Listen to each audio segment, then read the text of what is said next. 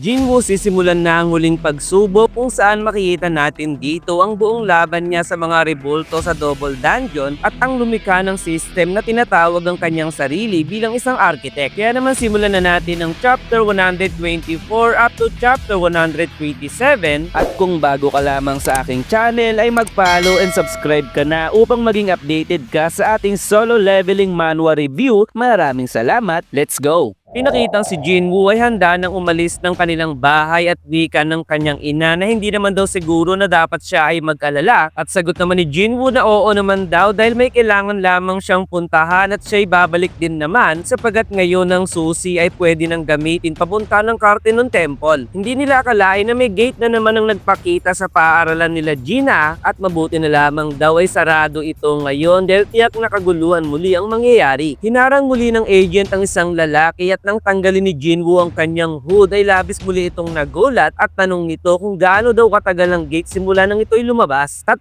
araw na raw ang nakalipas, sagot ng agent at naisip ni Jinwoo na siya ay nautakan ng system dahil hindi naman sinabi nito na unang magpapakita ang gate bago siya bigyan ng notification. Maaaring nasa C-rank level daw ang dungeon na ito at may pumasok na daw bang ibang grupo kanina at sagot naman ng agent na 2 oras na ang nakalipas nang may isang grupo ng mga hunters ang pumasok sa loob. Kailangan daw bumalik ng mga hunter na pumasok dahil kung hindi raw pahihintuin ng raid ay tiyak na mamamatay ito, pero sagot ng agent na according daw sa kanilang mana meter ay tanging isang zero gate lamang ang nagpakita. Ano raw ba ang ibig sabihin ni Jinwoo at bakit daw hindi ito magpaliwanag ng maayos, pero sagot ni Jinwoo na wala daw silang oras para doon at pababalikin niya daw ang mga hunter na pumasok sa loob. Pinakita ang mga hunter na pumasok sa loob ng dungeon at dito ay nasa harap sila ng isang malaking pinto kung saan hindi nila ito mabuksan kahit ano pa ang kanilang gawin at biglang nagsalita si Jinwoo na isa daw itong patibong na kinagulat naman ng isa dahil sa biglang paglitaw ng ating bida. Tanong ng mga hunter kung sino daw ba ang bida at sagot naman ito na isa siya sa nakaligtas sa double dungeon na ito at nakilala ng isang hunter kung sino si Jinwoo dahil isa raw itong S-rank hunter. Delikado raw ang nasa likuran ng pintong ito kung kahit magsibalik na raw ang lahat dahil siya na ang bahala dito at gamit ang kanyang susi ay nagawa niyang buksan ng malaking pinto na ito. Nagulat ang mga hunter nang magawa ni Jinwoo na buksan ng pinto at wika ng leader na sila daw ang bumili ng permit para sa dungeon na to at wala raw karapatan si Jinwoo na sila ay paalisin. Tama daw ang sinabi ng kanilang leader dahil hindi ngunit isang S-rank hunter si Jinwoo ay utusan na lamang sila nito at kung ganun daw pala ang kanilang nais ay hindi raw pipigilan sila ng ating bida at pumasok na raw ang gustong pumasok sa loob. Kaya naman ang leader ang unang pumasok sa pinto at nang madetect ng system na may nilalang na pumasok sa loob nang hindi hawak ang susi ay dali-dali siyang inatake ng malaking rebulto pero si Jinwoo ay hinila ito upang mailigtas ang kanyang buhay. Napupuno daw ang silid na ito ng mga nilalang na kagaya ng umatake sa kanya kung kaya't nanaisin pa raw ba nilang pumasok kaya naman makinig daw sila sa ating bida at sabihin sa Hunter Association na may double dungeon ang nagpakita ngayon. Biglang nagsara ang pinto at makikita nating muli ang mga rebulto na siyang nakita natin sa season 1 at nasabi ni Jinwoo na dito nagsimula ang lahat at ngayong nakabalik na siya ay hindi na siya kagaya ng dati. Ramdam na ramdam ni Jinwoo ngayon na ang mga rebultong ito ay hindi isang halimaw o isang living things dahil isa lamang silang puppet sapagkat isa lamang daw ang nilalang na naglalabas ng mana at pinakita dito ang pinakamalaking statwa sa lahat at muling sinabi ng bida na hindi man lang daw ba ito magsasalita dahil sa palagay niya daw ay ito na ang tamang oras para siya ay sagutin at siya pala ay nakaharap sa rebulto na may hawak na bato na naglalaman ng utos. Ngumiti ang rebulto at sinabing sa wakas ay umabot ka na sa stage na ito samantalang si Mr. Woo ay nakatanggap ng tawag at sinabi sa kanya na may gate na nagpakita muli sa paaralan at isa itong double dungeon na sobrang kinagulat ni Mr. Woo dahil si Jinwoo din daw ay pumasok sa loob nito. Naglabas ng 6 na pakpak ang rebulto at unti-unting nabibitak ang bato at sinabing muli nito na sa wakas ay nakarating ka na ngayon dito. Sa palagay daw ni Jinwoo ay wala naman daw talagang silbi ang mga utos sa simula pa lamang pero sagot nito na may meaning ito pero hindi na raw ito mahalaga ngayon at tanong muli ni Jinwoo na siya raw ba ang nagpatawag sa kanya at sumugot naman ng oo ang statwa. Isa raw ba itong halimaw, tanong muli ni Jinwoo pero sagot naman nito na mali daw ang pagtatanong ng bida dahil hindi raw dapat tinatanong niya kung sino ang rebulto sapagkat mas mainam daw itanong ni Jinwoo kung ano ba talaga ang kanyang sarili. Ito daw ang muling magiging pagsubok ni Jinwoo at kung nalalagpasan niya daw ito ay sasabihin daw ng rebulto ang lahat lahat dahil yun daw ang magiging reward niya sa ating bida. Nagsimula nang gumalaw ang mga puppet sa paligid samantalang si Jinwoo ay palalabasin niya na ang kanyang mga shadow, subalit hindi naman ito pinahintulutan ng rebulto dahil isa raw itong pandaraya. Nagulat si Jinwoo dahil hindi siya makakagamit ng potion or ibang gamit sa shop dahil ang gusto lamang daw testingin ng rebulto ay si Jinwoo mismo, hindi ang mga kakayahan ng kanyang mga alagad. Hindi magagawa ni Jinwoo na makalabas ng silid hanggat hindi natatapos ang pagsubok at hindi niya raw akalain na ang kanyang mga tinatagong alas ay hindi niya magagamit ngayon. Nagsimula nang umatake ang puppet habang si Jinwoo ay naisip na magagamit pa naman niya ang kanyang inventory kung kaya't tatalunin niya daw ang lahat ng puppet gamit ang sarili niyang lakas. Sinalo ni Jinwoo ang sandata ng puppet sabay binalik niya ito sa gitna at binato pabalik sa puppet na siya namang tumusok sa ulo nito at sabay tapak muli sa sandata upang bumaon at sumira sa puppet. Inatake muli siya ng isang puppet pero inilabas na ni Jinwoo ang kanyang dagger sabay hiwa sa sandata ng kalaban at tumalon sa itaas upang sumalida patungo sa ulo ng puppet. Inatake naman ng isang puppet si Jinwoo gamit ang isang pana pero gamit muli ang dagger ay binalik lamang ito ng bida sabay tumalon sa ere upang sipain ng nabaling pana at ito ay tumungo sa ulo ng puppet para wasakin ito. Matagal na raw itong hinihintay ni Jinwoo or mas mainam daw na tawagin na matagal na siyang nabubuhay ng ganito samantalang ang rebulto ay namamangha dahil nagawa daw ni Jinwoo na maging malakas gamit lamang ang katawan ng isang tao. Pakiramdam daw ni Jinwoo noong una niyang makita ang mga puppet ay tila ba nagte-teleport ang galaw ng mga ito pero ngayon daw ay malinaw niya nang nakikita ang galaw ng bawat isa na masasabing sobrang lakas talaga pero kakayanin niya daw ito. Kahit namamangha daw ang rebulto sa paglakas ni Jinwoo ay masyado pang maaga upang tapusin ang pagsubok kaya naman dito ay nagsimula ng gumalaw ang isang puppet at pinakita na nga ang pinakamalaki at pinakamalakas na puppet dahil ito na raw ang tamang oras upang sumamba sa isang Panginoon. Pinakitang muli na nagawa ni Jinwoo na sirain ang leg ng isang puppet subalit patuloy lamang siyang inaatake ng iba at nang siya ay napatingin muli sa kanyang likuran ay napansin niyang tila ba may gagawing kakaiba ang pinakamalaking puppet. Huli na raw upang siya ay umiwas kung kahit sa pagtanggal niya ng kanyang dagger ay ginamit niya ang kanyang skill na Dominator's Touch sa mga puppet at sa pagbuga ng laser beam sa mga mata ng pinakamalaking puppet ay pinangharang ni Jinwoo ang ibang puppet at dahil sa ginawa niya na ito ay nag-upgrade ang kanyang skill into Ruler's Authority. Lumundag si Jinwoo upang makaiwas dahil kung tatamaan siya ng atake tiyak na hindi siya mabubuhay at kailangan niya daw munang iligpit ang pinakamalaking puppet. Mas binilisan ni Jinwoo ang kanyang paggalaw patungo sa puppet subalit inangat ng puppet ang kanyang paa upang tapakan ng bida at sa pagtapak nga nito ay nagawa pa niyang ngumiti subalit si Jinwoo ay nagawa pala itong iwasan at dali-daling tumungo sa mukha ng puppet. Magpapalabas muli ng isa pang laser beam ang puppet at kung pagsasamahin niya daw ang kanyang bilis at Ruler's Authority ay magagawa niyang makapunta sa blind spot ng puppet at sa pagbuga muli ng laser ng puppet ay nagawa ni Jinwoo na makaiwas dahil sa matagumpay niyang napagsama ang skill. Sobrang lakas daw ng epekto ng Ruler's Authority dahil konting kapangyarihan lamang ang kanyang ginamit pero gumana pa din daw ito sa ganitong klaseng kalaking target. Nakarating na si Jinwoo malapit sa mukha ng puppet at ginamit ang skill na pinangtapos niya sa hari ng mga langgam at sunod-sunod na paghiwa ang ginawa niya sa mukha ng kalaban subalit siya ay naiinis dahil karaniwan daw ay nagagawang iwain ng kanyang Demon King Dagger ang lahat ng bagay pero nag-iwan lamang daw ito ng gasgas sa mukha ng puppet. Kung hindi niya raw mahiwa ito ay gagamitan niya ito ng puwersa at ngayon ay tatargetin naman niya ang bitak sa pisngi ng kalaban. Inipon ni Jinwoo ang kanyang aura sa kanyang kamay at binigyan ng malakas na pagsuntok ang puppet at sa pagtama nga ng kanyang suntok ay ininda talaga ito ng kalaban samantalang ang rebulto ay nasabing hindi niya raw inaasahan na gagawin ni Jinwoo ang ganitong klaseng pag-atake. Nag-ipon muli si Jinwoo ng lakas sa kanyang kamay upang bigyan ng isa pang suntok ang puppet at ipapakita niya daw dito kung ano ang kayang gawin ng isang Jinwoo na nasa level 103. Sa pagtama ng muling suntok ni Jinwoo ay makikitang nasira ang mukha ng puppet na nagdahilan upang siya ay bumagsak sa sahig at sa kanyang pagbaba ay binalak siyang atakihin ng ibang puppet pero gamit ang kanyang skill na Ruler's Authority ay madali lamang niya itong pinahiga sa sahig. Salamat daw sa labang ito ay nararamdaman ni Jinwoo na siya ay mas lumakas na ngayon habang ang rebulto naman ay pinapalakpakan si Jinwoo dahil sa magandang pinakita nito. Kailangan daw to pa rin ng rebulto ang kanyang pangako pero sagot nito na hindi pa raw tapos ang laban sapagkat hindi raw ba nakikita ni Jinwoo na siya ay nananatili pa ring nakatayo dahil siya raw ang huling magiging pagsubok ng ating bida. Sa loob ng 10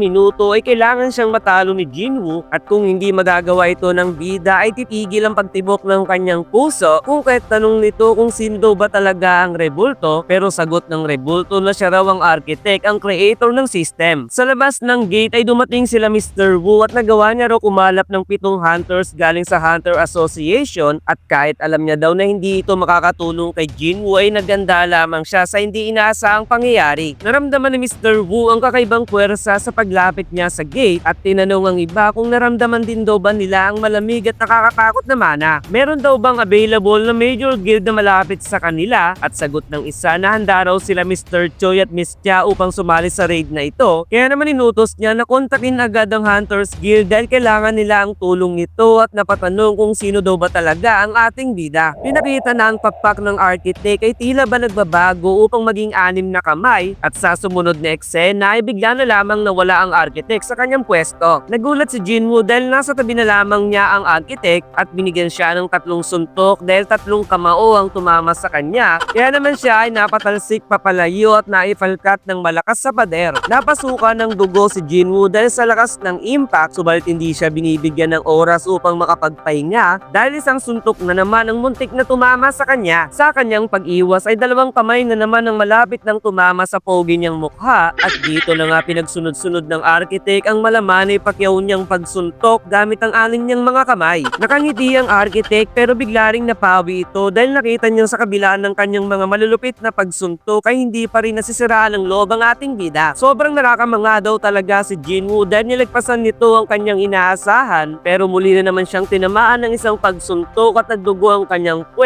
mukha pala. Bumawi si Jinwoo ng isang malakas na pagsuntok sa mukha ng architect na nagdahilan upang mapalayo ito sa kanya at nasabi ng architect na sino daw ba ang mag-aakala na masisihal siya sa pakikipaglaban sa isang tao dahil ni minsan na hindi niya naisip na magagawa ito na isang tao na katulad ni Jinwoo. Makikita natin ang butas kung saan nagdurugo ang mga mata ng puwet ni Jinwoo at kanyang naisip na inimbitahan daw agad siya ng architect noong marating niya ang level 101 na maaaring iniisip daw nito na hindi siya uubra sa laban. Hindi pa raw sinasagot ng architect ang kanyang mga tanong kung bakit daw binuo nito ang system, bakit daw siya ang napili nito at ano raw ba ang nangyayari ngayon sa mundo. Gusto daw ba talagang malaman ni Jinwoo ang sagot pero maaari daw na iniisip nito na hindi siya makakakuha ng sagot sa oras na patayin niya ang architect. Lugi daw siya kung malapitan ng laban kung kahit ginamit niya ang kanyang ruler's authority pero kung binabalak daw ni Jinwoo na umatake ng malayuan ay wala raw itong silbi sa kanya sapagkat dito ay parehas nilang ginamit ang ruler's authority na nagsanhi ng malaking impact sa paligid. Nagagawa daw pala ng architect na gamitin ng kanyang skill kung kahit ang ibig sabihin na hindi rin epektibo ang malayuang pag-atake at sinabi ng architect na it doesn't matter na raw kung siya ay mapatay or hindi dahil ang mga sagot daw sa katanungan ng bida ay matagal nang nakalaan upang masagot talaga bago pa niya gawin ang lahat. Kinuha ng architect ang mga sandata sa paligid gamit ang ruler's authority at ngayon ang lahat ng kanyang kamay ay may hawak ng sandata at tanong naman ni Jinwoo na paano daw nagawa nito ang system at paano daw siya nabigyan ng kapangyarihan. Hindi raw pinili si Jinwoo dahil sa totoo lamang ay tutol siya dito sapagkat isa lamang daw siyang architect at moderator ng player leveling system. Wala na raw oras si Jinwoo kung kahit kailangan niya na itong kalabanin ng harapan habang ang architect ay gagamitin na daw niya ang buo niyang lakas sa natitirang ilang minuto at sa pagtusok niya kay Jinwoo ay nagawa pa ring makaiwas ng bida. Dito ay nagpapalitan ng dalawa ng kani-kanilang mga pag-atake samantalang si Jinwoo ay biglang nagtaka dahil bigla na lamang daw tumalas ang kanyang mga pandama kung kahit magagawa niya daw manalo sa laban. Nakikita raw ni Jinwoo ng malinaw ang bawat paggalaw ng architect at dito ay makikita nating nakakaiwas ang bida sa bawat sandatang umaatake sa kanya na para bang mabagal lamang ang galaw ng bawat isa. Ginagamit na raw niya ang lahat ng kanyang lakas pero nagagawa daw ni Jinwoo na sanggahin na tumatake bilang ganti sa kanya at mas lalo pa raw itong bumibilis sa katagalan ng laban. Nagawa ng putulin ni Jinwoo ang isang kamay nito at kahit daw na siya ay nasa peking katawan ay nagagawa daw ni Jinwoo na iparamdam sa kanya ang sakit sa bawat pag-atake. Maaaring ito raw kaya ang rason kung bakit si Jinwoo ang napili pero maliit lamang daw na parte ang nakay Jinwoo pero tinataglay daw ito ng ating bida. Isa lamang daw tao si Jinwoo at sino daw ito para umasta ng ganun sa kanya at ngayon ay halos 4 na minuto na lamang ang natitira at unti-unti nang nagsisitayuan ng mga puppet ng architect. Dito ay muli nang tumayo ang mga puppet habang si Jinwoo ay ginamit naman ng kanyang ruler's authority Yi upang patalsikin ang lahat ng haharang sa kanya at ngayon ay nasa 3 minutes and 15 seconds na lamang ang natitira sa oras. Sa pag-atake ng puppet ay nagawa pa ring makaiwas ni Jinwoo at nagawang lagpasan ng iba pang puppet upang bigyan ng sunod-sunod na pag-atake ang architect at ngayon ay nagawa na nga ng bida na putulin ng dalawang kamay nito habang si Jinwoo ay tinamaan sa kanyang katawan. Tumama si Jinwoo sa isang bato at sa kanyang pagtingin ay nakita niya ang isang puppet na may hawak-hawak na kalasag at biglang naalala ang nakaraan kung paano umatake ang puppet na ito kaya naman lumundag ito ng mataas upang durugin ang ulo ng puppet. 2 minutes and 40 seconds na lamang ang natitira sa oras at ngayon ay nagawa na naman ni Jinwoo na putulin pa ang dalawang kamay ng architect at isang malakas na pagsabog ang pinakita sa eksena. Sa 2 minuto at 14 na segundo na natira sa oras ni Jinwoo ay nagawa niyang makorner ang architect at sinabi naman ng kalaban na siya ay natalo na sa laban at dito na nagtatapos ang pagsubok ni Jinwoo. May kinalaman kaya ang pagiging matigas ng tarugo ni Jinwoo kung bakit siya ang napiling maging susunod na Shadow Monarch.